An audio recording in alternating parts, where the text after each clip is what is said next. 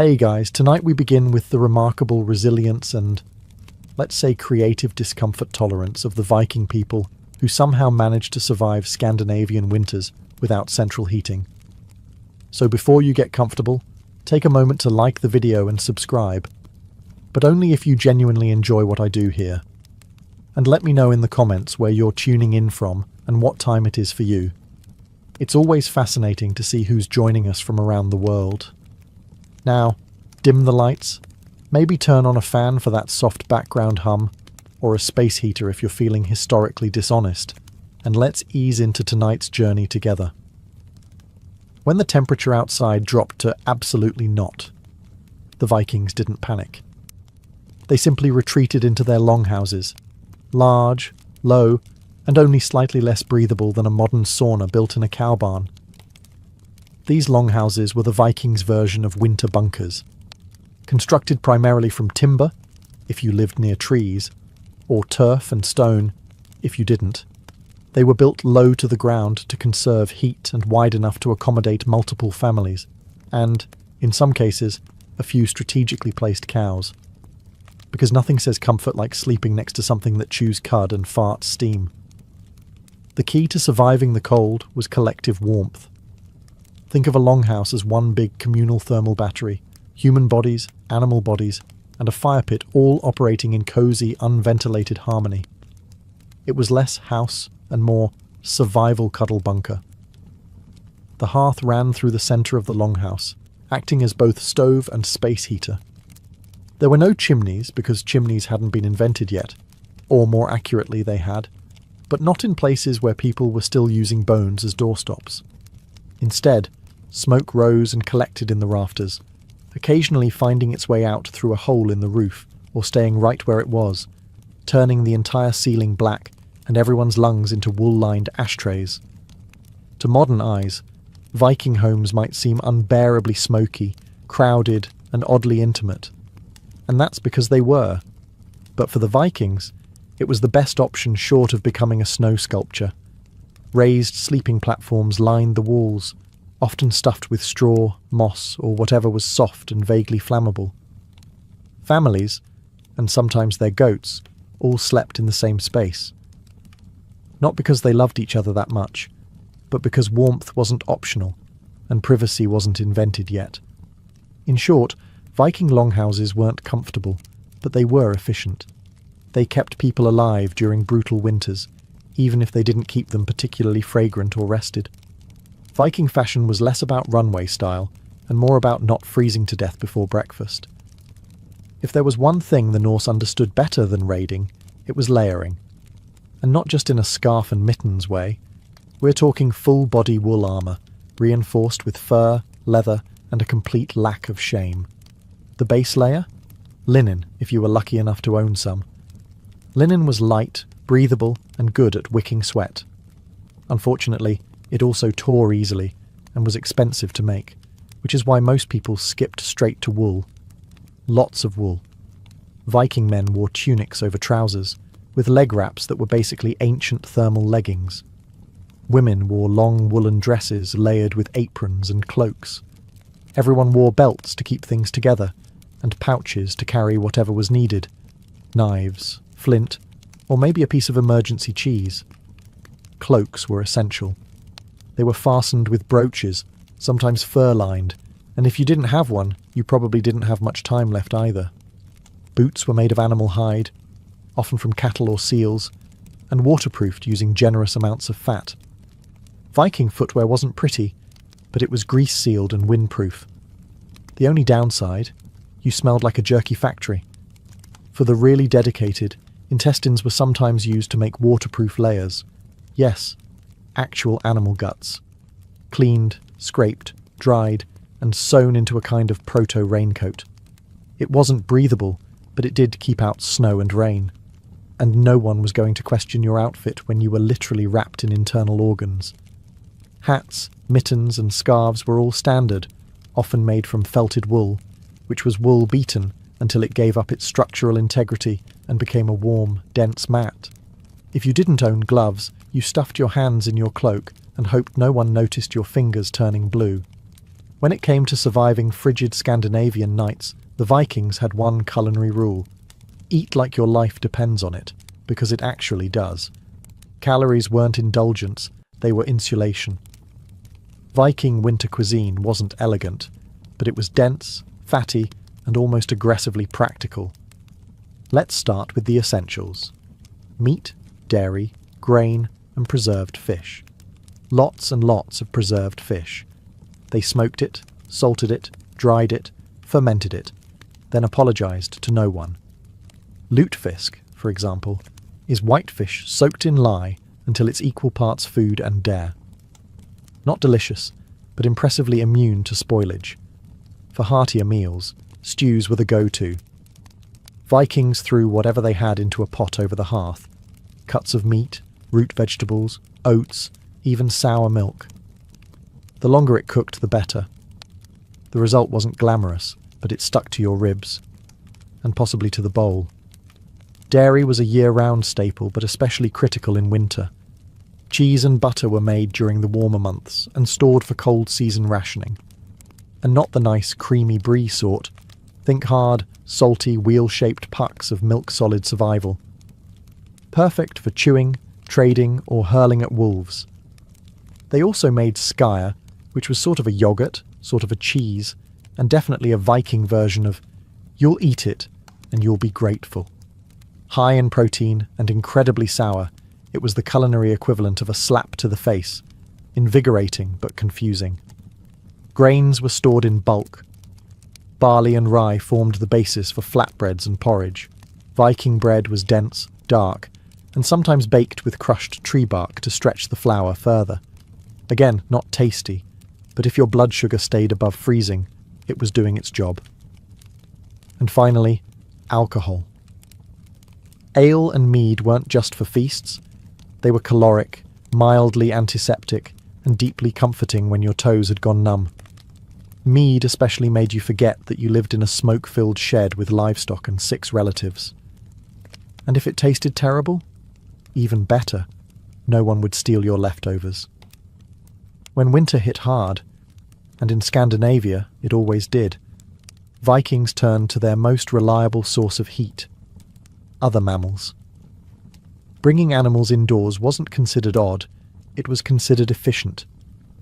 Chickens, pigs, sheep, goats, and even cattle were invited inside Viking longhouses, not for companionship, but for body warmth. Think of it as medieval central heating powered by mooing. The livestock were usually housed in a section of the longhouse called the byre, essentially the garage meet stable portion of the structure. A low dividing wall kept animals and humans semi-separated. And by semi-separated, we mean close enough to smell, but not close enough to pet without consequences. On brutally cold nights, boundaries blurred. A family might huddle closer to the byre. Children might nap beside a sheep. If the ox was warm and willing, congratulations. That was your pillow now. Not cosy, but undeniably effective. The logic was simple. Animals generate heat. A cow can put out as much warmth as a small campfire, and doesn't require kindling. In extreme conditions, that warmth could mean the difference between waking up frostbitten and waking up only slightly annoyed by the snoring pig. Of course, the side effects were less charming. You had to deal with the noise, the smell, and the occasional hoof in the wrong place. And yet, Vikings didn't complain. They understood a universal truth: warmth now, dignity later. It wasn't just about heat either. Keeping animals close protected them from theft, predators, and freezing to death outside. Livestock were a family's wealth, food supply, and heating system all in one shaggy, hay-eating package. In many cases, longhouses were designed with this in mind. Builders intentionally channeled warmth from the byre toward the living quarters. It was architecture by survival instinct. Simple, effective, and unapologetically fragrant. Vikings didn't just survive the cold. They endured it with a disturbing amount of cheer. When the fire burned low, the goats got cranky, and the smoke turned your longhouse into a barbecue pit, you still had one last defense against the cold: each other. Huddling wasn't just warmth, it was community engineering. Families slept side by side on raised platforms, layered in wool, and whatever scraps of hide weren't being used to patch the roof. Privacy was a myth. Comfort was a rumour. But warmth? That was shared. Children nestled between adults. The elderly were treated like heated relics. Dogs and cats weren't pets. They were thermal devices with whiskers. Everyone packed in, breathing each other's smoky, cabbage-scented air and pretending they couldn't hear Uncle Bjorn snoring like a wounded elk. But this wasn't just physical survival. Winter isolation could rot your mind faster than your toes. That's where Viking humour came in, rough, blunt, and strangely effective. They told sagas and sang songs, often about warriors freezing to death heroically, which somehow made everyone feel better. They roasted each other with sharp wit and zero filter. Nothing beat back seasonal depression, quite like mocking your cousin for falling in the latrine last week. Feasting was another essential morale booster. During midwinter, food that had been hoarded since fall was brought out in generous portions, not just to celebrate Yule, but to remind everyone, hey, we're still alive, and look, we have turnips. Vikings also held games and competitions inside, sometimes including riddles, board games like a kind of proto-chess with more betrayal, or wrestling matches that occasionally knocked over the livestock. The goal wasn't just entertainment, it was distraction, from the cold, the dark, and the very real possibility that spring might never come. But most of all, they survived winter because they expected it to be hard. There was no complaining, no sense of entitlement to comfort. Misery was the default setting. Anything better was a bonus. Insulation, as we know it today, involves fiberglass, foam, or other high-tech materials with catchy brand names and warning labels. The Vikings had no such luxury. Their insulation plan was simple. Shove as much nature into your walls as possible, and hope it holds. A Viking longhouse wasn't a drafty shack by accident. It was by design, sort of. These homes were engineered for heat retention, using whatever materials were available. Timber, if you lived near forests. Turf and stone if you didn't. The walls were thick, sometimes up to 1 metre, and the idea was to trap heat by any means necessary. Between the logs or stones, they packed moss, straw, mud, or animal hair. Anything fibrous, dense, and vaguely warm-smelling got stuffed into the cracks. It wasn't glamorous, and you probably didn't want to lean against the walls barefoot, but it worked. Roofs were often thatched or, even better, layered with sod, aka literal grass and dirt. This wasn't some eco-hipster design trend. Turf roofs were excellent for insulation, decent at shedding water, and, under the right conditions, occasionally grew weeds or mushrooms. Indoor gardening? Maybe. Accidental salad bar? Possibly. The floor was usually just packed earth, sometimes layered with straw or rushes that were swapped out periodically. And by periodically, we mean whenever the stench could no longer be rationalised as rustic. Windows were rare and small, if they existed at all. Light came from fire or strategically placed smoke holes. Why no big windows? Because glass was expensive, drafts were deadly, and Vikings didn't care much about natural light when it was pitch black outside for 3 months anyway. And yet, this slapdash collection of timber, turf, and biological fluff was surprisingly effective. It turned a longhouse into a slow cooker of communal body heat and goat breath, perfectly capable of withstanding the Scandinavian winter. It wasn't a spa. It wasn't breathable. It probably didn't pass any modern building codes. But it kept Viking families alive, warmish, and just smoky enough to preserve their food and confuse insects. When the fire burned low and the wind howled outside like an angry frost demon, Vikings relied on a time-tested method to survive the night. Sleep like your life depends on it, because it does. Viking sleeping arrangements were less private bedroom and more thermal mass strategy. Whole families, sometimes including distant relatives and whichever livestock weren't feeling well, slept on raised wooden platforms lining the longhouse walls. These beds were topped with straw, moss, or hay and layered in fur, wool, and resignation. There were no sheets, no duvets, no embroidered pillowcases. If it was soft and didn't bite, it went on the bed. Everyone slept in their clothes. Changing into pajamas in sub-zero temperatures was a good way to become a Viking popsicle, so layers stayed on. Boots were sometimes even worn to bed. If that sounds ridiculous, remember, frostbite doesn't care about your dignity. Infants were bundled up and held close.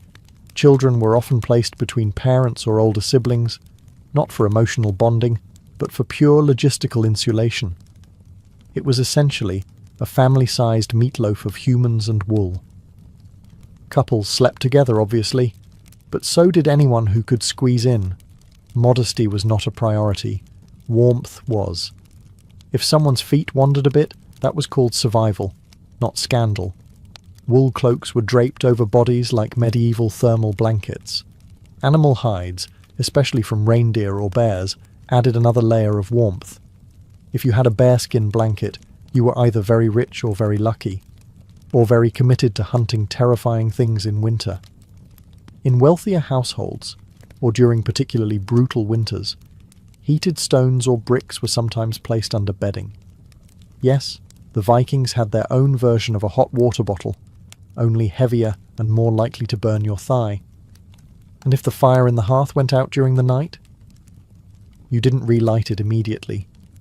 You pulled someone closer and muttered something in Old Norse that probably translated to, "Don't you dare steal the fur again."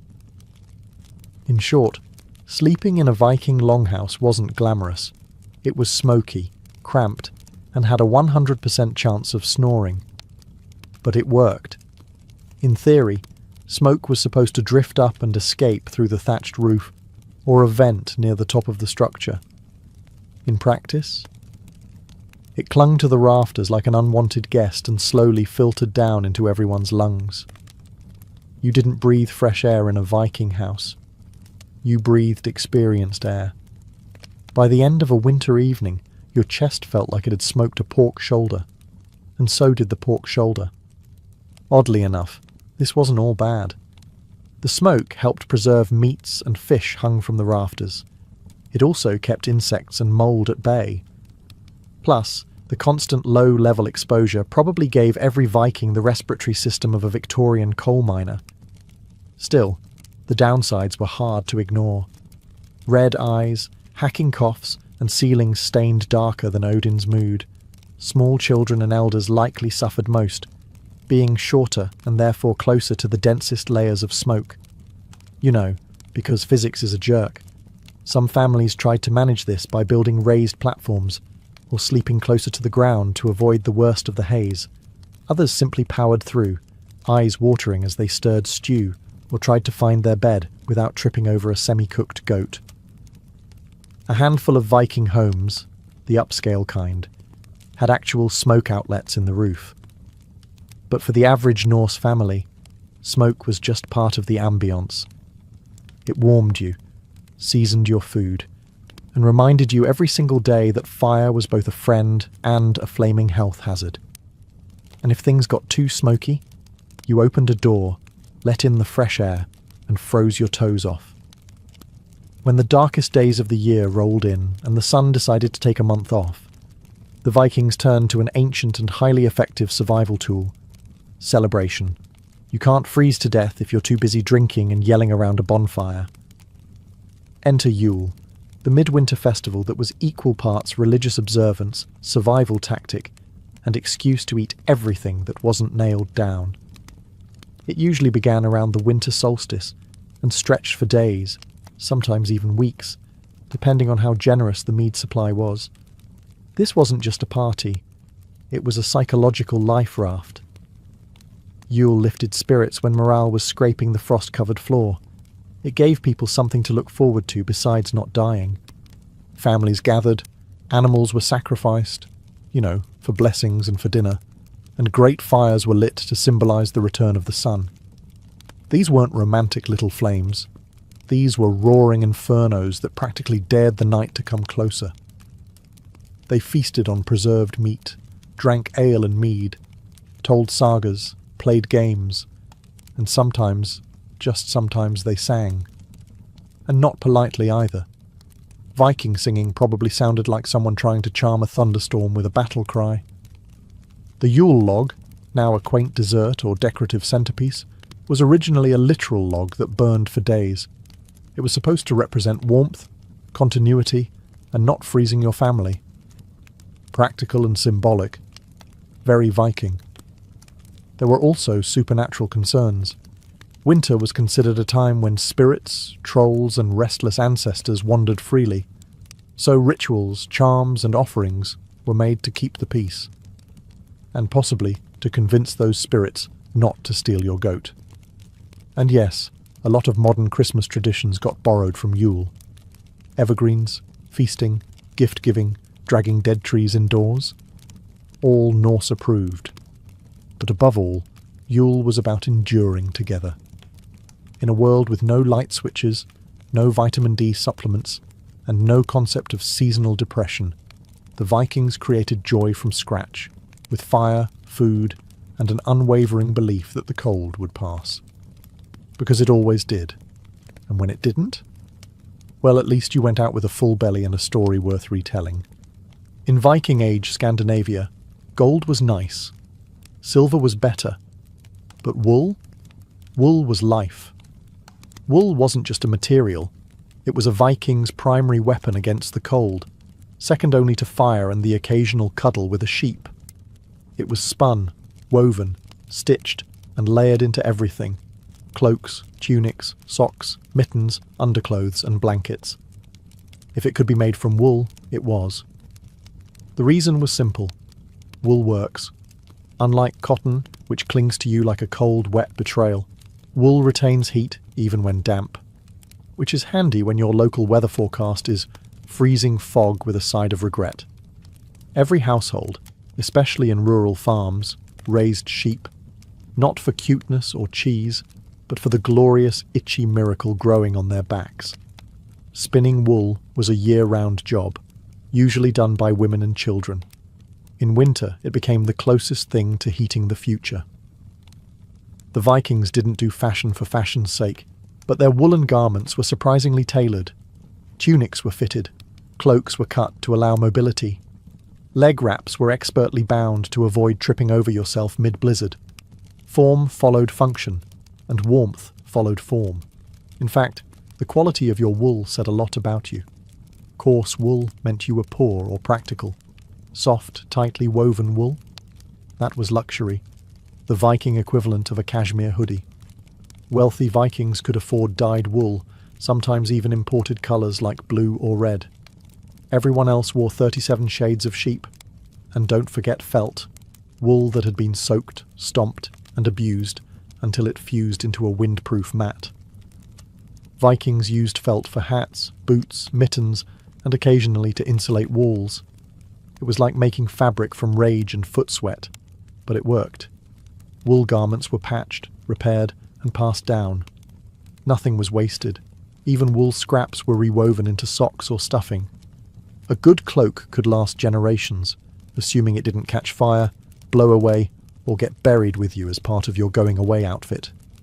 It may sound like a contradiction, but some of the coldest weather people in history were also huge fans of getting even colder, on purpose. Yes, the Vikings had a thing for saunas and ice baths, because why merely survive the cold when you can challenge it to a duel?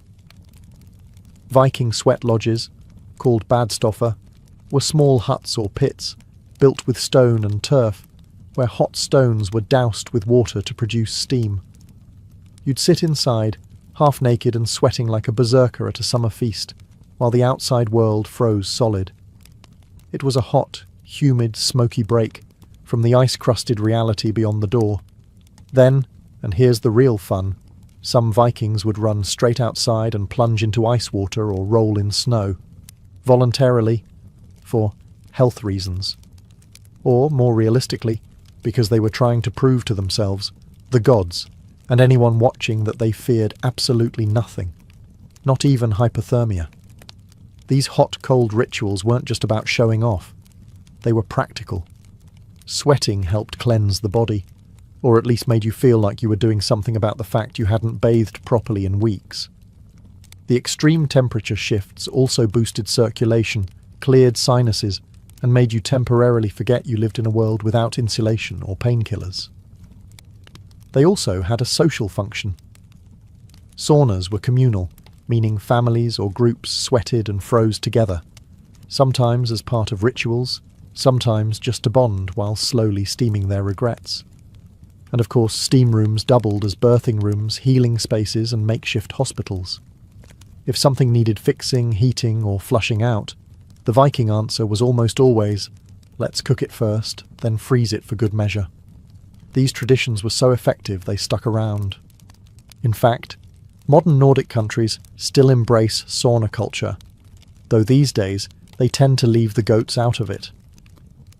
Surviving the cold was one thing. Surviving the boredom, that was its own kind of warfare. With long, dark nights, frozen ground, and months of not being able to raid, sail, or plant anything, Vikings had to get creative about passing the time indoors without losing their minds, or murdering their relatives. First up, repairs and prep work. Winter was prime time for sharpening weapons, fixing tools, restringing bows, and mending clothes. If your shirt had a hole in October, you'd better believe it was patched by candlelight in December, unless you enjoyed frostbite in creative new places. Then there was spinning and weaving. Women, children, and anyone with 2 functioning hands spent endless hours turning wool into yarn and yarn into garments. It wasn't glamorous, but you knew your cloak didn't make itself. Every stitch was another layer between you and death by wind chill. Crafting also came into play. Wood carving, bone tools, antler combs. Winter was when practical turned artistic. The longhouse might look bleak from the outside, but inside, it was a hive of quiet productivity and occasional swearing when someone dropped a needle. Storytelling was the big one. The Vikings didn't have Netflix, but they did have sagas. Epic oral tales of gods, heroes, monsters, and other family members who made poor life choices. These stories were passed down by firelight, each retelling slightly exaggerated for dramatic effect. Thor didn't just kill the giant. He punched the moon afterward, probably. Games helped too. Vikings played board games like Hnefatafl, a strategy game that makes chess look like tic-tac-toe, and dice games that combined luck, bluffing, and possibly a little gambling. Some families also played riddles or staged mock duels when things got really dull. Of course, alcohol helped lubricate all of this. Mead made storytelling funnier, crafting sloppier, and family squabbles slightly more entertaining for bystanders. The Vikings didn't just fight the cold with cloaks, fires, and a questionable relationship with livestock. They fought it with mindset. And not the inspirational poster kind, more like a grim, bone-deep refusal to be impressed by nature trying to kill them. For the average Norse person, winter wasn't unexpected or tragic. It was simply part of the calendar, like planting season, or time to raid France again. They didn't dread winter. They prepared for it, expected it, and met it with the emotional equivalent of a shrug. That wasn't an accident. Viking culture trained people from birth to see hardship not as a problem, but as a proving ground. Cold, pain, hunger. That wasn't failure. That was character development. You didn't complain. You endured. Ideally with a stoic grimace and maybe a sarcastic comment about how this was still better than dealing with taxes. This mindset wasn't just cultural, it was spiritual. Norse mythology is filled with frost giants, endless winters, and gods who power through suffering like it's a casual Tuesday. When your belief system includes a literal apocalypse called Fimbulwinter, an endless all-consuming freeze before the world ends, you stop flinching at a little snow. This mental toughness was reinforced socially. Weakness wasn't mocked exactly. It was simply ignored. No one wanted to be the one who couldn't handle the dark. So people kept going. They stayed busy. They joked about the cold. They laughed in the face of despair, then poured another mug of mead and kept sewing their 43rd mitten. Even children were taught to tough it out early. If your fingers were cold, you used your elbows. If your toes were numb, walk faster. If you fell through ice and survived, congratulations. you were now interesting enough to tell stories about. Was it healthy? Probably not. Effective? Absolutely. Modern survival manuals talk about the importance of mindset. The Vikings already knew. They didn't see winter as an enemy to be defeated. They saw it as a test, one they had already passed 100 times before. And that's how they survived the coldest nights. With fire, fur, and a psychological middle finger raised to the wind. If there's one thing the Vikings understood better than most, it was this. No one survives winter alone. You can have the warmest cloak, the fattest goat, and the sturdiest longhouse. But without community, you're just a cold person with great accessories. Viking society was built on interdependence. Families didn't live in isolation. They clustered in farms, villages, or settlements, often made up of extended kin and close allies. When winter hit, this network became your literal lifeline. Food was shared, firewood was pooled. If your roof collapsed, someone helped you fix it. If your child got sick, someone offered herbs, prayers, or at the very least, a sympathetic grunt. This wasn't generosity for generosity's sake. It was survival math. The more people you kept alive through winter, the more hands you had come spring, for farming, sailing, fighting, or just holding back the cows during calving season. Helping others helped yourself, even if that meant sharing your last smoked fish with a cousin you didn't particularly like. During midwinter feasts like Yule, this bond was reinforced with food, storytelling, and low-grade drunken philosophy. These weren't just parties, they were social glue, keeping morale intact and reminding everyone they weren't facing the darkness alone. Even resource storage reflected this mindset. Communal granaries, meat cellars, and smokehouses weren't uncommon. If one family's supplies ran out, others pitched in. Not because it was polite, but because winter was long, and one weak link in the chain could drag down the entire group. Justice and leadership played a role too. Local chieftains, or godi, priests and legal leaders, were responsible for maintaining order, but also making sure no one froze in a ditch. Their reputation depended on their ability to manage both law and logistics. A respected leader was one who could settle a dispute and organize firewood collection. There was also, of course, peer pressure. If you tried to hoard food or skip your chores, your neighbors would notice. And in Viking society, getting judged by the entire village was just slightly worse than death. At the end of it all, the snow, the darkness, the livestock snoring in your bed, one truth remained. The Vikings didn't just survive winter. They turned it into a proving ground. Every layer of wool, every puff of smoke, every grim joke around the hearth was part of a cultural blueprint designed for one purpose: endurance. Winter wasn't an obstacle. It was an opponent.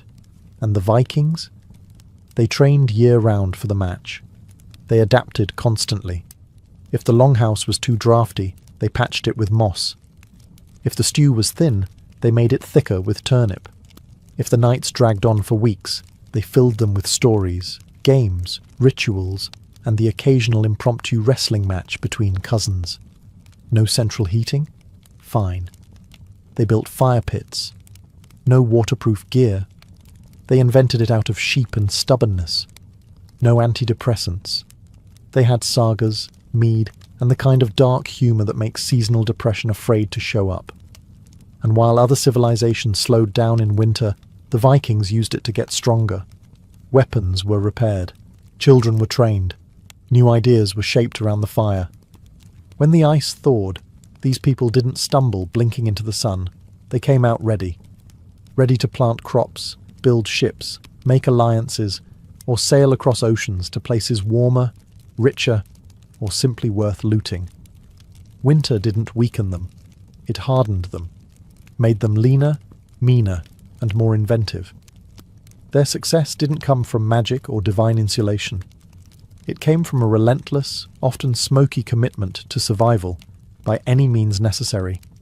Whether that meant sleeping under a goat, steaming in a hut, or eating yogurt that doubled as industrial sealant, they did it.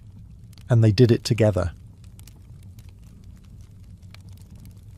Abraham Lincoln was born on February 12, 1809, in a one-room log cabin on the edge of the Kentucky wilderness, a place where survival was never guaranteed and education was an afterthought. His father, Thomas Lincoln, was a hard-working but uneducated farmer and carpenter.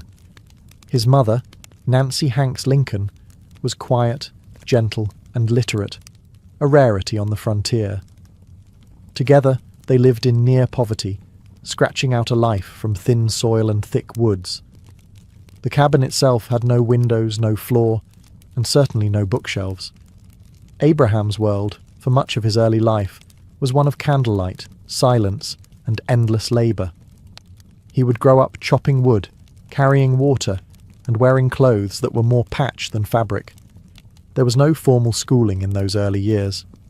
In fact, Lincoln would later estimate he had less than a single year of proper education in his entire life.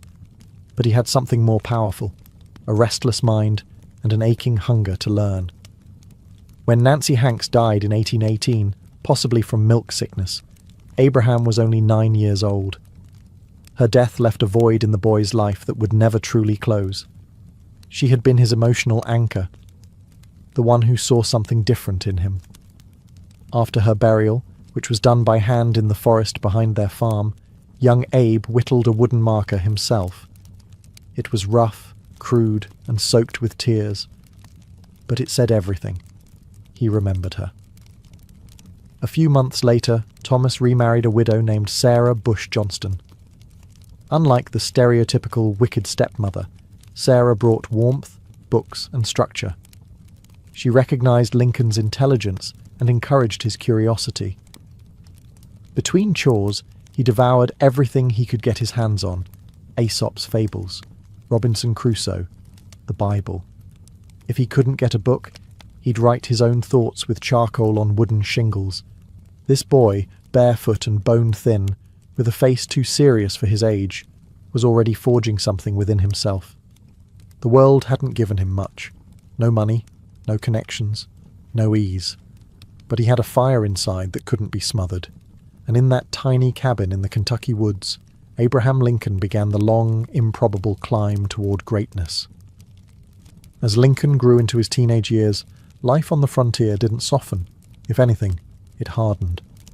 His family moved again, this time to the dense, swampy forests of Indiana.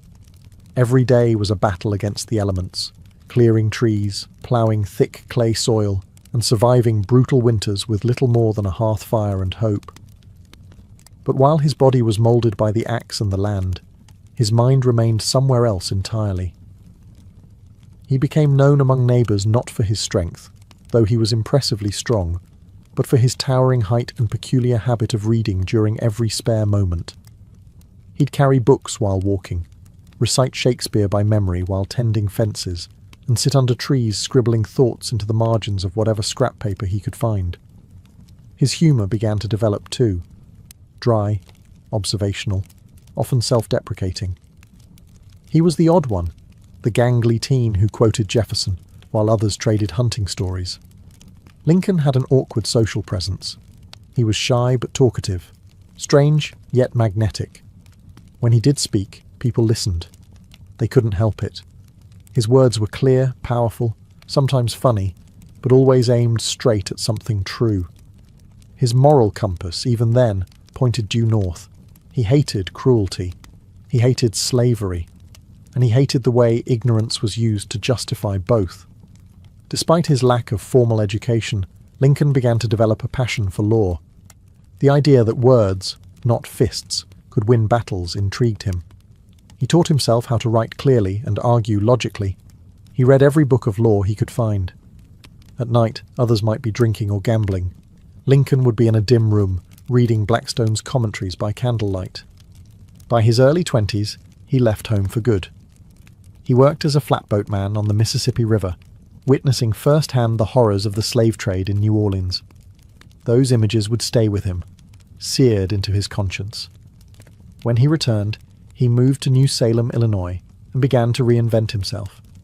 He taught himself grammar, joined the local debating society, and, through sheer force of will, began the long march toward becoming a lawyer. He had no diploma, no degree, no pedigree, just a belief that knowledge was power and that it could be carved, like everything else in his life, with effort, vision, and a little bit of pain. By the time Abraham Lincoln became a lawyer, he was already a legend in central Illinois, not because of prestige, but because of presence. He wasn't the kind of man who walked into a room and demanded attention with expensive clothes or polished charm. He was often rumpled, his trousers too short, his coat ill-fitted. But when he stood to speak, people leaned in. He had something more valuable than fashion: clarity, honesty, and relatability. Lincoln's legal career was unconventional. He didn't attend law school. He read law books borrowed from generous attorneys and passed the bar exam through self-study. Once admitted, he took to the 8th Judicial Circuit, a vast network of rural courts that he travelled by horseback, sometimes for weeks at a time. The roads were mud in the spring, dust in the summer, and ice in the winter. He slept in taverns, log cabins, and under the stars. But he loved it. What set Lincoln apart in court wasn't just his logic. It was his empathy. He could connect with jurors in a way polished lawyers never could. He'd speak plainly, paint vivid stories, and treat even the smallest farmer or poorest widow with respect. One farmer said, "He makes you feel like he's one of us, not above us." And that was the truth. Lincoln never forgot where he came from, and he never pretended to be anything he wasn't. But he wasn't soft. In court, when a case mattered, when he believed in it, he was relentless. His speeches could be slow, even awkward, but they built momentum. He'd lay facts like bricks, one after another, until the opposing side crumbled under their own contradictions. His cross-examinations were gentle traps. He'd lull witnesses into comfort, then spring a question that shattered their testimony. Over time, Lincoln became known as Honest Abe. It wasn't a campaign slogan. It was earned. He returned fees if he thought a case was unjust. He refused to represent clients who lied. And when other lawyers cut corners, he simply walked away. His reputation grew as a lawyer who understood the law and the land. But behind the scenes, another fire was smouldering. Politics. The law had taught him how people worked. Now he wanted to help change the system they lived in.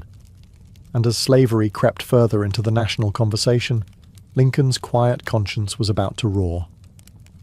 Lincoln's first real foray into politics wasn't exactly meteoric. In 1832, at just 23 years old, he ran for the Illinois state legislature and lost. But failure didn't discourage him. If anything, it clarified what he needed to do: listen more, learn more, and meet people where they were. 2 years later, he tried again and won. In Springfield, the new capital, Lincoln quickly became known for his measured speeches, dry wit, and moral conviction. He didn't shout, he didn't scheme, but when he stood up in the State House and spoke, people remembered it. He wasn't interested in cheap victories or flashy slogans. His goal was deeper: understanding the machinery of law, society, and justice. Lincoln aligned himself with the Whig Party, a group that believed in modernization, infrastructure, and limiting executive power. But even as a Whig, he remained cautious about ambition. He often joked about being too ugly for politics. He read voraciously, debated energetically, but never seemed to lust for power the way other men did. If anything, politics seemed to be a burden he accepted rather than chased. During his 4 terms in the Illinois legislature, Lincoln built alliances with farmers, merchants, and other lawyers. He wasn't the loudest in the room, but often the most trusted. He developed a reputation for being principled, especially regarding slavery. Though he wasn't yet calling for abolition, he firmly opposed the expansion of slavery into new territories. He called it unjust, immoral, a national hypocrisy. In 1846, Lincoln made the leap to national politics, winning a seat in the U.S. House of Representatives. There, he took a bold and unpopular stance against the Mexican-American War, calling it unconstitutional and unnecessary. This wasn't a winning move politically. His district didn't like it.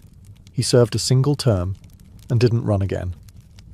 Back in Springfield, he returned to his law practice, married Mary Todd, a well-educated woman from a slave-holding Kentucky family, and tried to live a quieter life. But the nation was changing rapidly.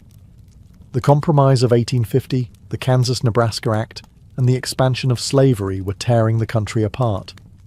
Lincoln might have left politics, but politics hadn't left him. The debates were growing louder, bloodier. The Union was beginning to crack, and the man once known for his caution was about to rise, not as a candidate, but as a conscience. By the 1850s, the issue of slavery no longer simmered. It boiled. The Kansas-Nebraska Act of 1854, which allowed new territories to decide for themselves whether to permit slavery, ignited fierce violence and deeper division. Bleeding Kansas became a national symbol of chaos. For Abraham Lincoln, it was a turning point. He couldn't stay silent any longer. He returned to the political stage not with bluster, but with moral urgency. He joined the newly formed Republican Party, a coalition of former Whigs, Free Soilers, and abolitionists, all united against the expansion of slavery. Lincoln wasn't a radical abolitionist. He didn't call for immediate emancipation yet, but he believed deeply that slavery was wrong, and that allowing it to spread into new states was both dangerous and unjust. In 1858, he was thrust into the national spotlight during his Senate campaign against Stephen A. Douglas, one of the most famous politicians in America. The two agreed to a series of debates across Illinois, and what followed became one of the most famous political showdowns in American history, the Lincoln-Douglas debates. Douglas defended popular sovereignty, the idea that each state should choose whether to allow slavery. Lincoln countered with clarity.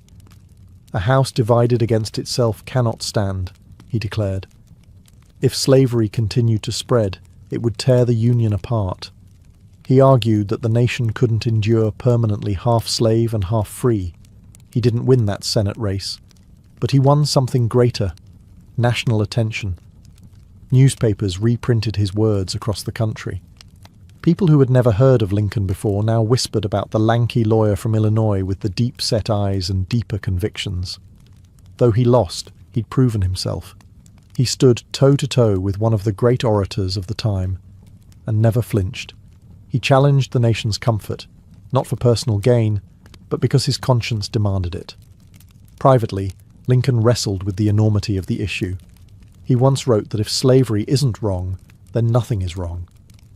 But he also knew that acting too quickly could shatter the fragile Union. Still, the die was cast. The national mood was shifting, and Lincoln was rising with it, not as a politician with easy answers, but as a voice of moral clarity in a time of moral fog. By 1860, America stood on the edge of a knife. Sectional tensions had reached a breaking point. Slavery wasn't just a moral debate anymore. It was a political firestorm. Southern states threatened secession, and the Republican Party was scrambling to find a leader who could unite the North without sparking immediate war. That unlikely figure turned out to be Abraham Lincoln. At the Republican National Convention in Chicago, he was not the frontrunner. In fact, most expected the nomination to go to Senator William Seward of New York, a polished statesman with decades of political experience. But Lincoln had something the others didn't: a clean reputation, a moderate tone, and powerful momentum from his debates with Douglas. His team campaigned hard behind the scenes, emphasizing his frontier roots and personal honesty. Lincoln was portrayed as the self-made man, the rail splitter who rose from nothing. His humble beginnings weren't a liability. They were a symbol of American potential. By the third ballot, he secured the nomination, and the political world blinked in surprise. The general election was bitter and fractured. The Democratic Party split in two, with northern and southern factions backing different candidates. Lincoln's name didn't even appear on most southern ballots, but in the north and west, he carried immense support. On November 6, 1860, he was elected the 16th President of the United States with just 40% of the popular vote, but a decisive electoral majority. He didn't celebrate. In fact, the mood was grim. Within weeks, South Carolina voted to secede. 6 more southern states followed before Lincoln even took office. The country was unraveling faster than anyone expected. As he prepared to travel from Springfield to Washington, D.C. for his inauguration, Lincoln received death threats daily. Some warned he wouldn't survive the journey. Security was so tight that he had to sneak into the Capitol by train under the cover of night, disguised and unannounced. This was not the triumphant arrival of a conqueror. It was the reluctant entrance of a president-elect whose election had cracked the Union. When Lincoln finally took the oath of office on March 4, 1861, he faced a country divided, angry, and armed. And yet, in his address, he reached not for vengeance, but for peace. "We are not enemies, but friends," he said. "We must not be enemies." But the winds of war were already howling at the door. Barely a month after Abraham Lincoln took office, the first shots were fired at Fort Sumter in South Carolina. The Civil War had begun. What followed was the bloodiest conflict in American history, a brutal test not just of military might, but of Lincoln's character, leadership, and resolve. Lincoln had no military background. He had briefly served as a captain in the Black Hawk War, but had never seen combat. Now, he was commander-in-chief of a nation at war with itself. He spent long nights in the War Department, reading telegrams, studying maps, and learning strategy on the fly. He read books on warfare, questioned his generals, and obsessed over troop movements. He wasn't a warrior by nature, but he became one by necessity. His early presidency was marked by frustration. General after general disappointed him. George McClellan, in particular, had the loyalty of the troops, but the caution of a man afraid to fight. Lincoln, exasperated by delays and excuses, once asked, "If General McClellan does not want to use the army, I would like to borrow it for a while." But Lincoln's real genius wasn't just in battlefield decisions. It was in vision. He understood that this war wasn't just about states' rights or secession. It was about the very soul of the nation. Could a country built on liberty survive half enslaved? At first, Lincoln moved cautiously on slavery, fearing that aggressive abolition would push border states into the Confederacy. But as the war dragged on and casualties mounted, his thinking evolved. The moral issue and the military one became inseparable. Slavery, he concluded, was the engine of the Confederate economy and morale.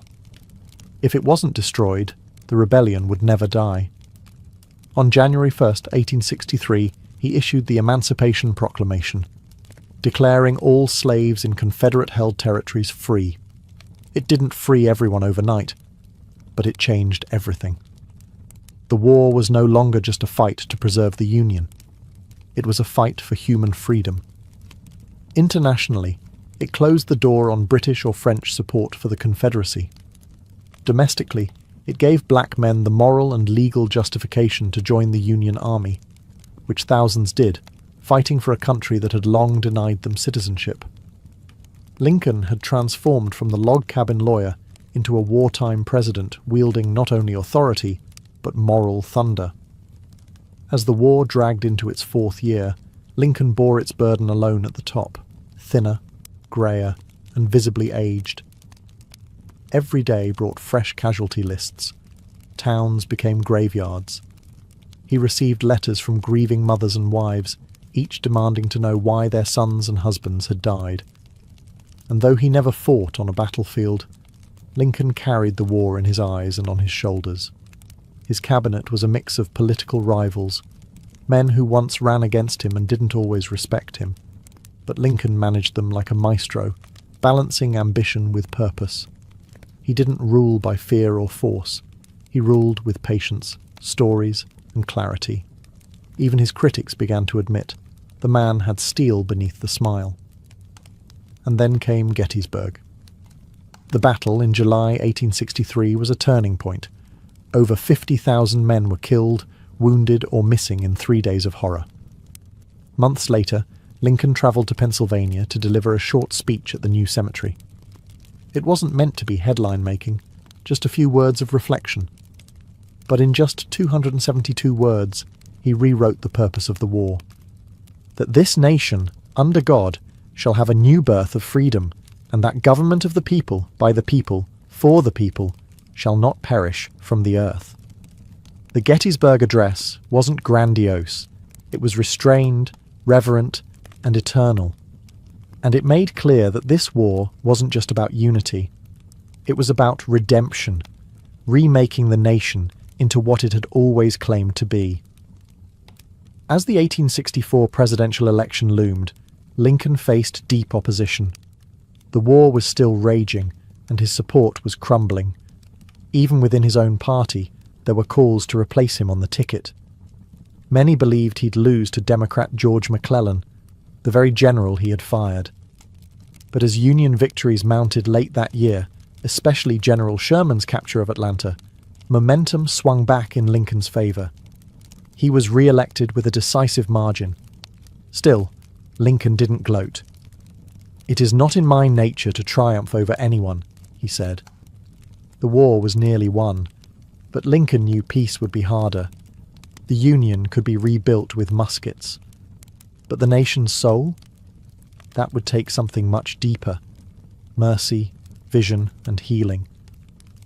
By early 1865, the Confederacy was collapsing. Cities fell one after another. Richmond, the Confederate capital, was burning. General Robert E. Lee's army was running out of supplies, soldiers, and time. And yet, Lincoln showed no joy. Victory for him was never about punishment. It was about restoration. In his second inaugural address, delivered on March 4, 1865, Lincoln spoke not as a conqueror, but as a moral philosopher. "With malice toward none, with charity for all," he said, "with firmness in the right as God gives us to see the right, let us strive on to finish the work we are in." These were not the words of a politician looking to crush his enemies. They were the words of a father trying to save his broken family. On April 9th, Lee surrendered to Ulysses S. Grant at Appomattox Courthouse. The war was over. The Union had been preserved. Slavery, through the ratification of the 13th Amendment, had been abolished. For the first time in centuries, the nation took a trembling step toward the ideals it had professed in 1776. But just as the country exhaled, tragedy struck. Only 5 days after the surrender, Abraham Lincoln attended a play at Ford's Theatre in Washington. In the middle of the performance, actor and Confederate sympathizer John Wilkes Booth crept into the presidential box and shot Lincoln in the back of the head. He died the next morning, April 15, 1865. The nation mourned like never before. Black Americans, many newly freed, wept in the streets. Former enemies, even in the South, acknowledged the depth of the loss. He had been their best hope for reconciliation, a man who never saw politics as war and never let hatred take root in his heart. Lincoln didn't live to see Reconstruction or to heal the wounds his presidency had helped expose. But his death transformed him from a leader into a symbol of freedom, unity, and the painful price of moral progress. From the dirt floor of a Kentucky cabin to the highest office in the land, Abraham Lincoln rose without money, without privilege, and without cruelty. He led a nation through its darkest hour not with blinding brilliance, but with steady, stubborn light. And that light, dimmed by an assassin's bullet, still burns in the story of America. When we imagine the ancient world, we usually think of mighty empires, glittering temples, and epic battles. What we rarely consider is how these people pooped. Yet sanitation, or the lack of it, shaped daily life as much as any king or war. Behind every marble palace or clay brick home, someone had to deal with the mess. And in a time without flush buttons or scented sprays, that was a far more public and pungent affair than we like to admit. Toilets, in the ancient world, weren't just about comfort. They were about survival. Human waste carries disease, and when it's poorly managed, as it often was, entire communities suffered. Dysentery, cholera, and parasitic infections were frequent, invisible killers. In cities without sanitation, Waste flowed through the streets, soaked into wells, and clung to sandals. But in places that took sanitation seriously, something remarkable happened. Life expectancy rose, plagues lessened, and urban centres flourished. Surprisingly, some of the world's oldest civilizations developed systems that wouldn't look entirely out of place today. The Indus Valley cities had street-wide drainage and brick toilets. The Minoans built ceramic pipes and flushing mechanisms. The Romans? They practically turned waste management into an art form. And while other societies, like the Vikings or early Chinese dynasties, handled things a bit more rustically, even they had methods that reflected cultural ideas about health, modesty, and the natural world. But let's be clear, ancient toilets were not always private, not always clean, and certainly not dignified.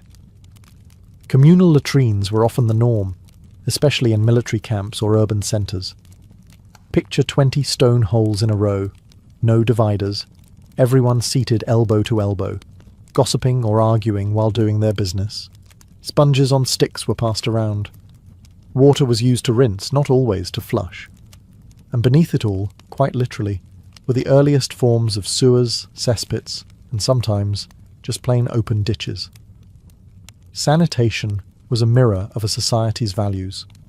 Where it was neglected, chaos followed. Where it was engineered, civilization bloomed. And if you're brave enough to look past the filth, you'll discover a hidden history, one where pipes, pits, and poop tell us more about ancient life than monuments ever could. Long before the Romans laid down aqueducts, or the Greeks dreamed of public baths, the people of the Indus Valley were already solving one of civilization's dirtiest problems: sanitation. Dating back to around 2600 BCE, the cities of Harappa and Mohenjo-Daro, located in what is now modern-day Pakistan, were surprisingly advanced in their urban planning, particularly when it came to managing human waste. At first glance, the remains of these ancient cities might seem like nothing more than dusty ruins. But look closer, and you'll find a highly organized network of brick-lined streets with standardized measurements and, most impressively, covered drainage systems running alongside them. Yes, while much of the world was still digging holes in the ground, the Indus people had figured out how to keep their cities flowing and their homes clean. Each house, even modest ones, had a small room designated for washing, often featuring a squat-style toilet or bathing area connected to a vertical chute. This chute funneled waste into a covered brick drain outside, which then joined larger public sewers. These were not rudimentary ditches. They were engineered, with inspection holes, gradients, and even brick baffles to catch solids. Some scholars suggest that waste from wealthier homes was flushed using jars of water, gravity doing the rest. And the genius didn't stop at toilets. The Indus system also separated stormwater from waste. Public wells dotted the streets, and while we can't say for sure how water safety was ensured, the very presence of sanitation infrastructure implies a high regard for public health, rare for its time. But perhaps most stunning of all, the lack of palaces or temples in these cities. The Indus people were apparently more concerned with equality and urban function than divine monuments, and their toilet systems reflect that. Practical, widespread, and surprisingly democratic. Sadly, much about the Indus civilization remains mysterious. Their writing system is still undeciphered, and we don't know exactly why their cities eventually declined. But their toilets, the silent brick channels buried beneath their feet, still speak volumes. In an age when many empires ruled through spectacle, the Indus chose something quieter, cleaner, and arguably more civilized. While the Indus Valley engineered underground sewers, the ancient Egyptians approached sanitation with a different lens, one steeped in ritual, status, and a deeply held belief in physical and spiritual purity. For them, cleanliness wasn't just about avoiding disease. It was a form of worship. In the Nile-fed civilization of ancient Egypt, bathing was an essential daily routine, especially for the wealthy. Homes of the elite often featured small limestone basins or bathing rooms where servants would pour water for washing. Oils, natron, a natural salt, and perfumed ointments were commonly used, and hair removal was routine. But when it came to toilets, things got a little more practical. Toilets in ancient Egypt ranged from simple pits lined with sand to more refined limestone or wooden seats placed above ceramic pots. These pots were emptied by servants or slaves and dumped far from living quarters, ideally into the desert. In wealthier homes, these seats might be tucked away in private quarters, hinting at the growing association between sanitation and status. Public sanitation, however, was virtually non-existent. Streets in cities like Thebes or Memphis were often soiled, and while waste was sometimes used as fertilizer in rural areas, it wasn't always managed responsibly in urban centres. Instead, the focus remained on personal cleanliness. Priests, for example, were required to bathe multiple times a day, shave their bodies, and avoid impurities. They couldn't enter temples without ritual washing, which sometimes included enemas, not for health reasons, but as spiritual preparation. Interestingly, tombs of pharaohs and nobles occasionally included toilet stools among their grave goods. It seems the ancient Egyptians expected that even in the afterlife, one would still need to do their business, and do it with dignity. The Egyptians also made early attempts at pest control. Amulets, spells, and ointments were used to ward off flies and other carriers of disease. In this way, cleanliness straddled the physical and the mystical. In short, while Egypt didn't develop large-scale sewer systems, it pioneered a cultural emphasis on hygiene. Their obsession with purity influenced medicine, religion, and daily life. And though their toilets may have been simple, their ideas about cleanliness were anything but. While most of Bronze Age Europe was squatting over pits, the Minoans of Crete were flushing. Yes, flushing. Over 3,500 years ago. The Minoan civilization, which flourished from roughly 2000 to 1400 BCE, developed one of the most sophisticated plumbing systems in the ancient world. Their capital at Knossos wasn't just home to labyrinth myths and frescoes.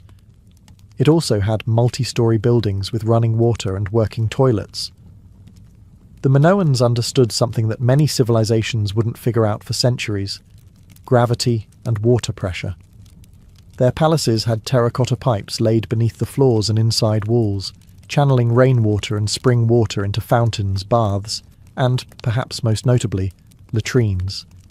In the Queen's Megaron of Knossos, archaeologists discovered what may be the oldest known flush toilet: a wooden seat set over a stone basin connected to a vertical pipe, which could be flushed with water manually poured from a vessel. Bathing was also a high priority. The Minoans constructed large ceramic bathtubs, not unlike those found in modern homes. Water could be supplied from rooftop tanks or aqueducts and drained through underground channels. The use of U-shaped water traps to block odours, a precursor to the modern plumbing trap, has even been proposed, though this remains debated. What's particularly striking is the integration of these systems into elite homes, suggesting that comfort and cleanliness were signs of prestige. Unlike later Roman latrines, which were public and communal, Minoan sanitation leaned private. Your toilet was in your own home, a luxury even many 19th century Europeans didn't have. The Minoans weren't just practical, they were stylish about it. Their bathrooms were decorated with colourful frescoes and elegant plasterwork. Sanitation, it seems, could be both functional and fashionable. Unfortunately, the fall of the Minoan civilization around 1450 BCE, possibly due to volcanic eruptions, tsunamis, or invasions, led to the loss of these innovations. It would take over 1,000 years for similar toilet technology to re-emerge in other parts of the Mediterranean. Still, the ruins of Knossos whisper a simple truth. The desire to stay clean, flush away waste, and bathe in privacy isn't a modern obsession. It's ancient, deeply human, and, in the case of the Minoans, impressively advanced. When it comes to ancient sanitation, no civilization made a bigger, bolder statement than the Romans. By the height of the Roman Empire, they had mastered the art of infrastructure: aqueducts, roads, And yes, toilets. For the Romans, sanitation wasn't just about cleanliness, it was about civilization itself. And that meant making toilets public, efficient, and, surprisingly, social. Walk into any major Roman city, from Pompeii to Londinium, and you'd likely find public latrines, open rooms with long stone benches, each carved with evenly spaced holes. No stalls, no dividers, just elbow-to-elbow seating. Beneath the benches ran a steady stream of water to carry away waste, and a secondary channel held sponge sticks, storie, the Roman answer to toilet paper. These sponges were rinsed communally in water and vinegar, then reused. Hygienic? Not quite. Functional? Very. For the Romans, using the toilet wasn't a private ordeal. It was a social event. People chatted, gossiped, conducted business, all while taking care of nature's call. Latrines were often decorated with mosaics or inscriptions, some of them humorous or even crude. Graffiti inside Pompeii's latrines includes complaints about bad smells, poor plumbing, and, of course, rude users. But Roman sanitation extended far beyond toilets. Their cities were crisscrossed with cloaca, enormous sewer systems, the most famous being the Cloaca Maxima in Rome. Built initially to drain marshes, it became the backbone of Rome's waste management system. Rainwater, urine, and feces all flowed through it, fed by aqueducts that brought in fresh water from miles away. In private homes, wealthier Romans had indoor latrines that emptied into cesspits or directly into the sewers. The poor relied on chamber pots, which were sometimes dumped from windows into the street, despite laws forbidding it. Apartment dwellers, especially in insulae, multi-story tenements, suffered the worst. Many buildings lacked plumbing entirely, and the lower floors often flooded with sewage. Interestingly, Romans taxed urine. Emperor Vespasian even instituted a pee tax on public urinals, a move so infamous that his name is still associated with urinals in France and Italy today. In short, Roman toilets weren't just advanced. They were loud, crowded, political, and strangely progressive, offering perhaps the first large-scale attempt at truly communal sanitation. While the Romans embraced public defecation like a community picnic, the ancient Greeks took a more modest approach. To them, bodily functions were personal, something to be handled quietly, discreetly, and preferably alone. That said, they still made significant contributions to sanitation and cleanliness, just in a very different tone. In most Greek homes, the toilet was simple, a clay pot or stone seat over a cesspit. There were no flushing systems, no sewer connections in ordinary residences. The waste was usually collected and manually emptied, often by slaves, into pits or dumped in remote areas. Urban streets sometimes included open drains, but as cities grew, so did the smell. Sanitation was a problem, but not always a priority. Yet the Greeks were obsessed with bathing. Gymnasia, where men exercised naked, were almost always connected to large public bathhouses. These weren't just for scrubbing off sweat. They were central social institutions, places to network, debate philosophy, and prepare for civic life. Unlike Roman baths, which were extravagant and filled with marble, Greek baths were simpler, often circular tubs, cold water basins, or shallow pools. Water management was crucial to this culture of bathing. The Greeks built aqueducts, cisterns, and terracotta pipe systems to supply fresh water to cities like Athens. In fact, the Athenian agora had one of the earliest known examples of a public latrine, complete with stone seats and a drainage system. But these remained rare. The public toilet was never truly normalized in Greek society as it was in Rome. What the Greeks lacked in plumbing, they made up for in theory. Hippocrates, the so-called father of medicine, was among the first to link sanitation to health. He suggested that dirty water and filth could spread disease, a radical idea at the time. His recommendations for clean air, fresh water, and dry housing would later influence Roman city planning.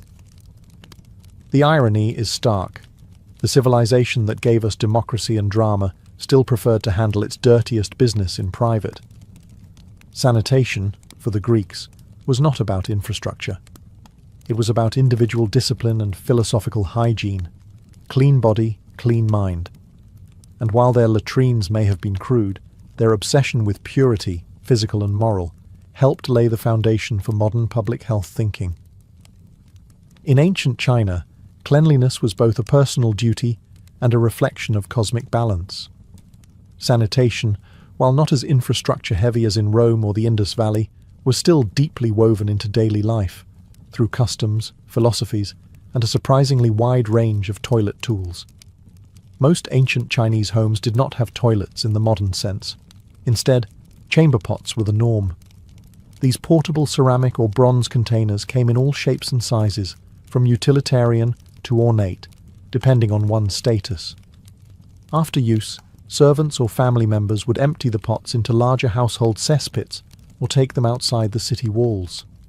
Some rural families used human waste, known as night soil, as fertilizer, a practice that continued for centuries. Public toilets did exist, especially in larger cities like Chang'an or Luoyang. These communal facilities were often basic pits or troughs, with wooden platforms to sit or squat on. Interestingly, some of these toilets had privacy screens, a courtesy not often found in ancient Rome. Waste from these locations was usually collected and reused in agriculture, which, while efficient, also carried risks of contamination and disease. Toilet paper, or something very close to it, may have originated in China. As early as the 2nd century BCE, people were using soft papers, often discarded writings, for hygiene. By the 6th century CE, scholars recorded the use of paper specifically for cleaning after defecation. The elite preferred silk scraps or bamboo spatulas washed between uses. Yes, you read that correctly. Polished bamboo sticks were among the earliest reusable wiping tools. Sanitation wasn't just physical, it was spiritual. Influenced by Confucian ideals of order and respect, and Taoist beliefs in harmony and purity, hygiene was linked to self-discipline and balance. Excrement, though natural, was seen as a pollutant, something to be swiftly removed and never discussed in polite company. Imperial households took this to the extreme, with specially appointed eunuchs managing waste disposal in complete secrecy. Despite the lack of underground sewers, ancient China maintained fairly clean urban centres thanks to meticulous human labour, cultural taboos, and a well-organised system of waste collection. It wasn't glamorous, but it worked. Through chamber pots, composting, and paper wipes, the Chinese found their own path to sanitation, one that was humble, efficient, and deeply rooted in tradition.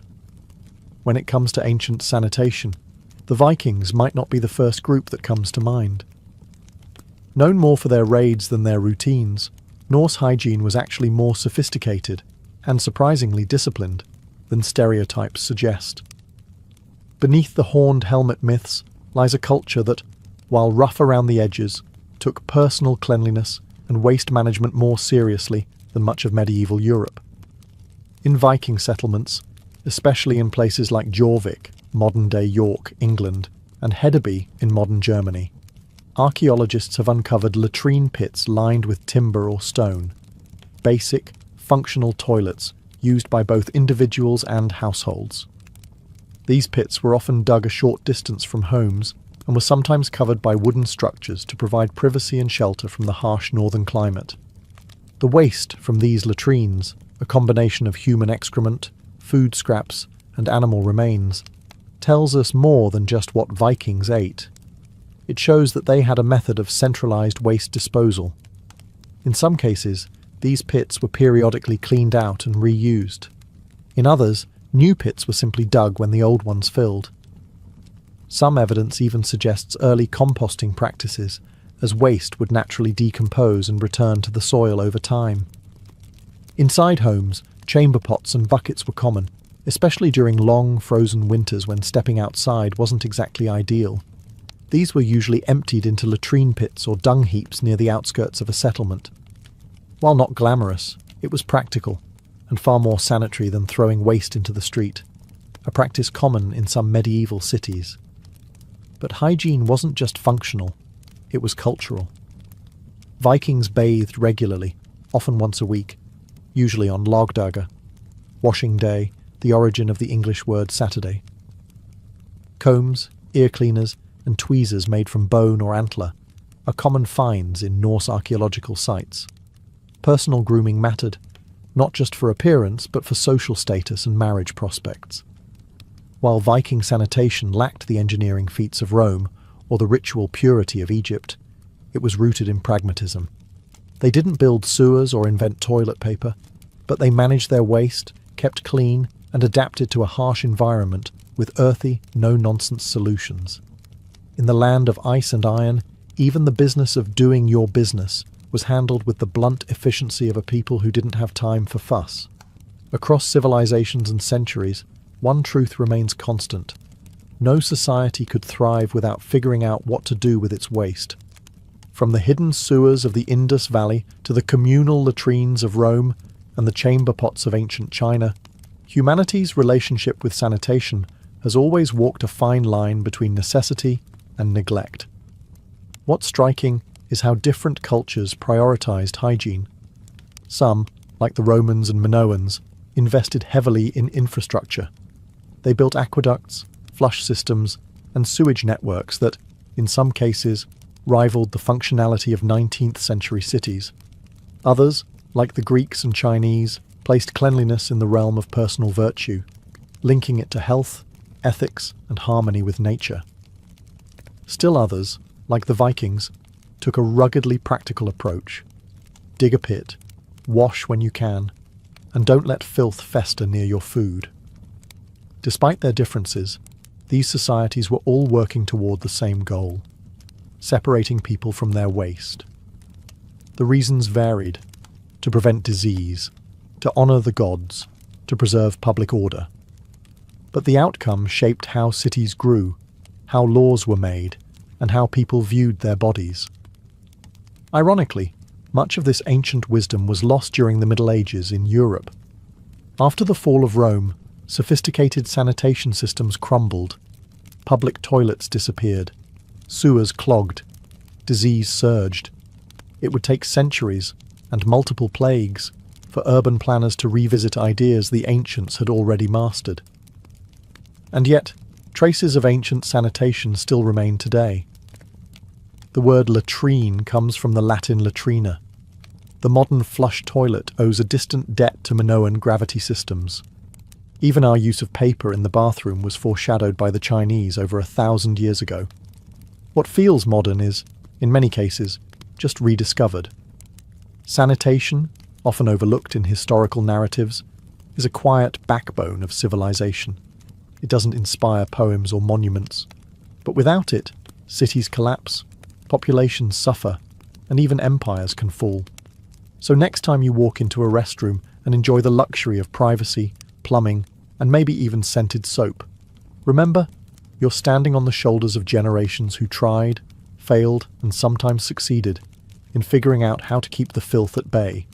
And that, perhaps, is civilization's most underrated achievement. Before satellites, compasses, or even writing, humans had an instinct to map, not just to record where things were, but to make sense of their place in a vast and often terrifying world. A map wasn't just a picture of terrain. It was a story, a belief system, a survival manual. It told people where the rivers flowed, where the sun rose, where the spirits dwelled, and where danger waited just beyond the known. Some of the earliest maps weren't drawn on parchment or paper. They were etched into stone, scratched onto bone, or woven into oral memory. Prehistoric carvings from the Upper Paleolithic period, over 14,000 years ago, show animals, riverbanks, and clusters of huts. Were they maps in the modern sense? Not quite, but they captured space in relation to movement and meaning, a fundamental start. As early societies emerged and trade routes expanded, maps became essential tools of power. They guided merchants through mountains and deserts. They helped kings draw borders and tax their subjects. They even tried to explain the cosmos, mixing astronomy with theology. To map the stars was to touch the divine. To draw a city was to impose order on chaos. But mapping wasn't always about accuracy.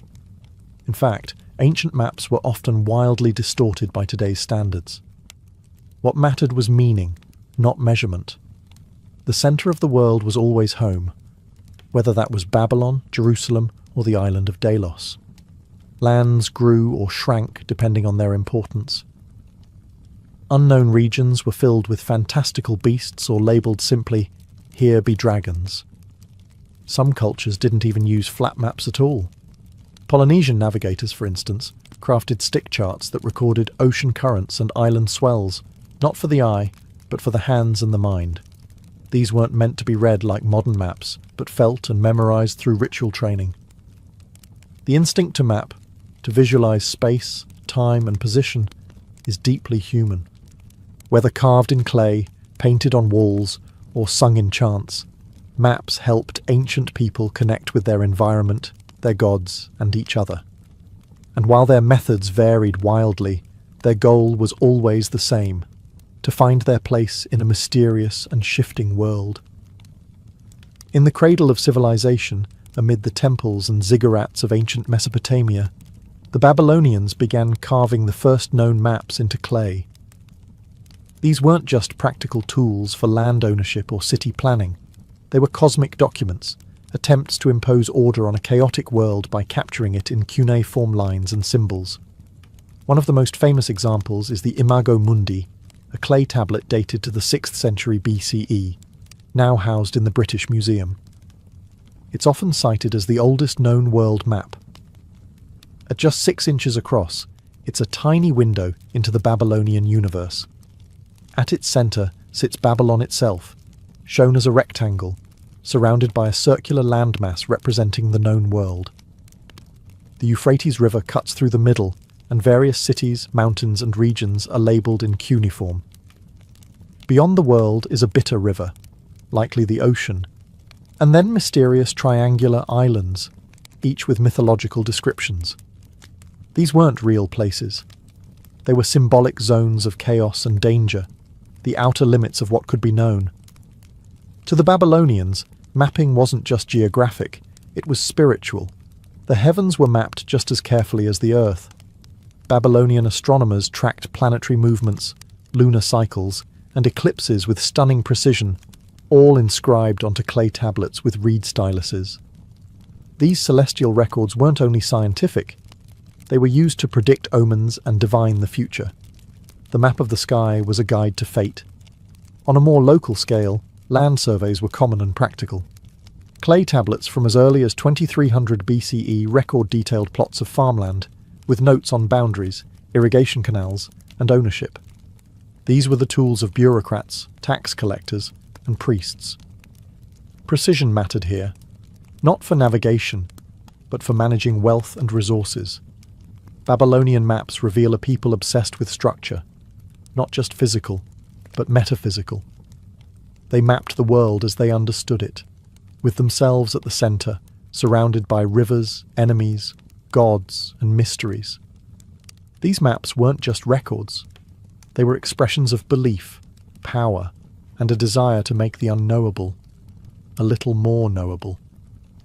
While the Babylonians mapped the world with mythic rings and cosmic rivers, the ancient Egyptians turned their attention to something far more grounded, the land itself.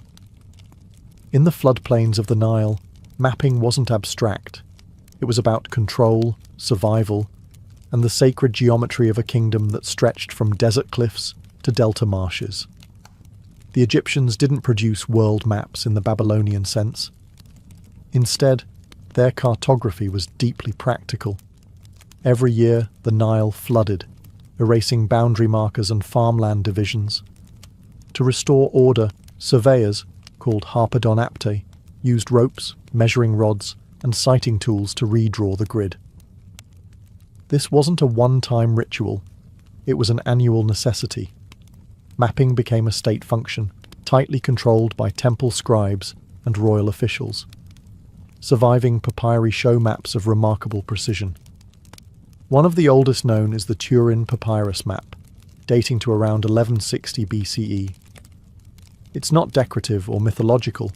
It's a mining map, a literal layout of wadis, hills, and gold-bearing regions in the eastern desert. Streams, roads, quarry sites, and annotations in hieratic script mark distances and mineral types. This was a working map for officials and labour crews, not something hung on a palace wall. But Egyptian maps weren't entirely devoid of symbolism. Temples were often built in alignment with celestial events, and cities were laid out with cosmological order in mind. The map wasn't just a tool. It was a manifestation of Ma'at, the Egyptian concept of balance and harmony. Land division and urban planning followed sacred principles. Even pyramids and tombs were oriented with mathematical and astronomical precision. In religious texts, we also find conceptual maps of the underworld, such as those in the Book of the Dead or the Amduat. These spiritual maps depicted the journey of the soul through 12 hours of night, guarded by serpents, gods, and gates. They weren't navigational, but they were cartographic in spirit, guiding the deceased through the terrain of eternity. Egyptian cartography, then, was a blend of bureaucracy and belief. Whether measuring a farmer's plot or charting the afterlife, maps were instruments of divine order. They weren't just about finding one's way on Earth. They were about ensuring alignment with the gods. The Greeks didn't invent maps, but they revolutionized how maps were thought about. For the first time in recorded history, space wasn't just described. It was measured, calculated, and reasoned. Geography transformed from a practical necessity into an intellectual pursuit, one that would lay the groundwork for modern cartography. Enter Anaximander, a philosopher from Miletus, who in the 6th century BCE is credited with creating one of the first conceptual maps of the world. Though the original has been lost, sources describe it as a circular disk, with land masses like Europe and Asia spread around a central Mediterranean. It was symbolic, yes, but it also marked a break from mythic cosmologies. Anaximander was attempting to represent the physical world in a rational format.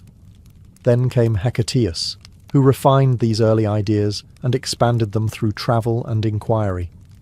His map was accompanied by a geographical text called Periegesis, which detailed lands, customs, and peoples. But it was Claudius Ptolemy, centuries later, who would change the game entirely. Ptolemy's Geographia, written in the 2nd century CE, was a masterwork of Greek science.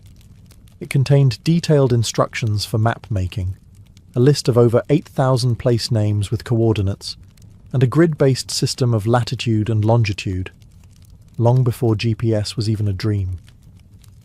He also introduced projections to represent the curved Earth on a flat surface, an idea that still challenges modern cartographers. Greek maps weren't just practical tools, they were also windows into how the Greeks saw the world. The oikoumene, the inhabited world, was surrounded by oceans and barbarian lands, but the Greeks placed themselves at the intellectual centre. The further from Greece, the more distorted the geography, reflecting both limited knowledge and cultural bias. Interestingly, Greek thinkers also wrestled with the idea of a spherical Earth. Eratosthenes, working in Alexandria in the 3rd century BCE, calculated the Earth's circumference using little more than shadows, geometry, and a stick.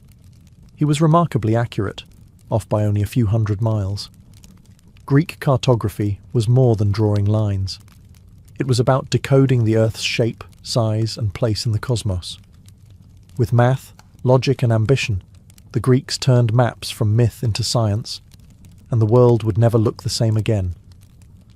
If the Greeks gave us the theory of cartography, the Romans gave us its full military and logistical application. The Roman Empire wasn't just held together by laws and legions. It was stitched into one unit by a vast and meticulously maintained road network. And to keep it functioning, the Romans created some of the most practical and powerful maps of the ancient world. Unlike Greek maps, which aimed to describe the shape of the earth or explore the heavens, Roman maps were grounded in movement. They were tools of control, expansion, taxation, and supply. At the center of it all was the phrase, "All roads lead to Rome." And for the Romans, that wasn't a metaphor. It was a mapping philosophy.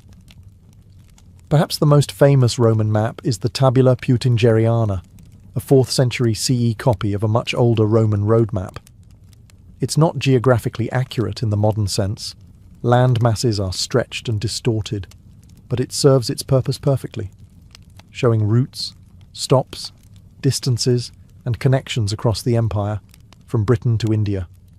Imagine a modern subway map, where spatial accuracy is sacrificed for clarity of movement. That's Roman mapping in a nutshell. Way stations, or mansions, were marked at regular intervals, complete with distances in Roman miles. These maps allowed military commanders, merchants, and messengers to travel efficiently across thousands of kilometers. They knew where to change horses, where to rest, and how long it would take to reach the next city. The empire became navigable, not just in the field, but on parchment. In addition to road maps, the Romans also commissioned cadastral maps, highly detailed records of land ownership and boundaries, used for taxation and legal disputes. Some were carved in bronze and posted in public places, so citizens could see exactly who owned what. Control of land was control of power, and the Romans understood that with brutal clarity. Interestingly, the Romans showed less interest in mapping the whole earth or the heavens. Their focus was always on what could be conquered, travelled, or taxed. The map wasn't a cosmic vision, it was a spreadsheet with roads. And yet, by making the empire legible, Roman maps created something enduring, a sense of shared space, of belonging to something bigger than your town or tribe. It was cartography as empire, functional, detailed, and ruthlessly efficient. While Roman maps emphasized roads and administration, ancient Chinese cartography pursued a harmony between territory, governance, and the cosmos. In China, maps were never just geographical tools. They were political documents, philosophical statements, and celestial mirrors. To map the land was to understand one's place under heaven and to rule it properly. Some of the earliest known maps in China date back to the 4th century BCE, discovered in tombs like the one at Mawangdui. These silk maps show rivers, roads, and military positions, not drawn to scale, but incredibly detailed for their time. They weren't made for travellers. They were buried with the dead, perhaps to guide the spirit or to demonstrate the deceased's command of territory. By the Han dynasty, 206 BCE, 220 CE, cartography had matured. Officials used maps to govern the empire's vast provinces, record taxation zones, and plan military campaigns. Surveying tools like the groma and sighting instruments helped measure land with surprising accuracy. Some Han maps even included coordinate grids, centuries before they appeared in the West. One of the most influential Chinese geographers was Pei Shu, active in the 3rd century CE. He established principles for scientific map-making, emphasizing scale, direction, and consistent measurement, ideas that would become foundational to later Chinese and Korean mapping traditions. His work was so respected that he was dubbed the father of Chinese cartography. But Chinese maps weren't only concerned with Earth. Cosmological charts were deeply important. The Chinese sky was mapped in constellations grouped into celestial palaces and symbolic animals, the azure dragon of the east, the white tiger of the west, and so on. These star maps guided everything from agriculture to imperial rituals. The emperor, as the son of heaven, was believed to rule in alignment with celestial order. If his maps, and by extension his governance, fell out of harmony, so did his right to rule. In China, the map was not merely a tool of bureaucracy, it was a bridge between heaven and earth. Whether carved into stone, painted on silk, or etched into bronze, a map represented more than land. It reflected the emperor's ability to impose clarity on the chaos of the world. Far from the massive empires of Eurasia, the Polynesians developed one of the most unique and abstract forms of mapping the world, one that didn't rely on paper, ink, or scale, but on deep experience and intuitive memory. These were the stick charts of the Marshall Islands, and they represented a radically different way of understanding geography, not by land, but by sea. The Polynesians were master navigators. Thousands of years before European explorers crossed the Atlantic, they were sailing vast stretches of the Pacific, navigating by stars, swells, bird behavior, and cloud patterns. With no compasses or written language, their maps had to function differently. Not as static images, but as memory aids and tactile guides for apprentice navigators. Stick charts were built from thin coconut fronds or wooden strips, lashed together with twine. The curves represented ocean swells, which behaved predictably in open water. Small shells or knots marked islands. The arrangement of the sticks captured wave refraction and interference patterns, knowledge that allowed navigators to read the ocean's surface like a road map. There were different types of charts. Rebelib charts covered entire archipelagos, while Meadow focused on smaller regions or specific voyages. Then there were Matang, abstract teaching tools used to explain wave behavior near islands. These weren't meant to be carried on voyages. Instead, they were studied, memorized, and internalized. A skilled navigator could cross hundreds of miles using only their senses and what they'd learned from the stick chart. To the untrained eye, these maps looked like broken ladders or art installations. But to a Polynesian wayfinder, they represented deep ecological knowledge, built not from conquest or geometry, but from a close and respectful relationship with nature. Polynesian cartography challenged the Western notion that a map must be visual and literal. Their maps were physical, experiential, and often invisible during travel. It wasn't about recording space, it was about feeling it. In many ways, these charts blur the line between science and spirituality. They were passed down through oral tradition, guarded by navigation schools, and held sacred.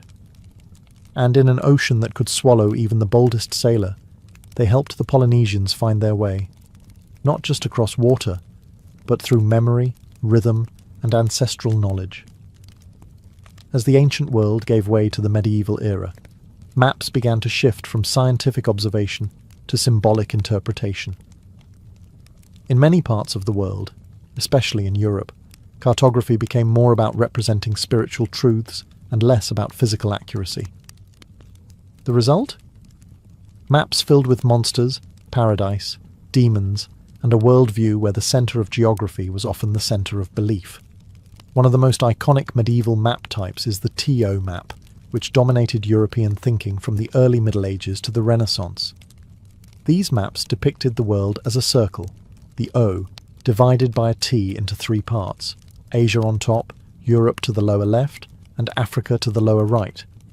Jerusalem often sat at the centre, reinforcing the religious heart of the known world. East was usually at the top, not north, because that's where the Garden of Eden was believed to be. These maps weren't meant for navigation. They were theological tools, reinforcing a Christian cosmology where the world's geography aligned with biblical history. Lands were labelled with the names of Noah's sons, and the unknown regions, beyond the edges, were populated by monstrous races, people with dog heads, feet like umbrellas, or faces in their chests. The further from Jerusalem, the stranger things got. But not all medieval maps were purely symbolic. Some, like the Tabula Rogeriana, created by Arab geographer al-Idrisi in the 12th century, combined empirical observation with artistic flair.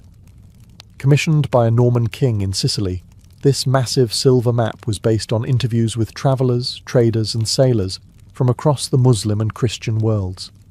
It was far more detailed and practical than its European counterparts, and it placed south at the top, a common feature in Islamic cartography.